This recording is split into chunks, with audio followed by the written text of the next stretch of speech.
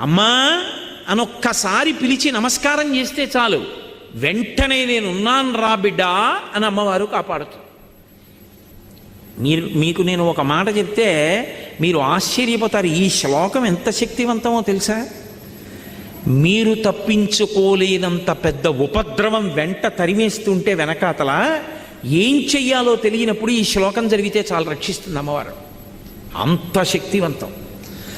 చండీపరదేవత అనుగ్రహం అంటే అలా ఉంటుంది. అందుకే చండీ చరణవు అని చండీపరదేవతని స్తోత్రం చేశారు శంకరాచార్యులు వారి ఈ శ్లోకంలో.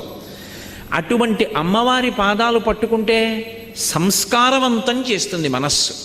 ఇక్కడ మీరు నన్ను ఒక ప్రశ్న అడగచ్చు, ఏమండి ఒకవేళ అసలు కోర్కెల మీద వ్యామోహం పోక, అసలు వ్యామోహం అనేటటువంటిది పోతే కదండి ధర్మబద్ధం చేసుకుందామన్న కోరిక. ఆయన అలా చెప్తాడు కానండి, ఏడాదికి ఒకసారి వచ్చి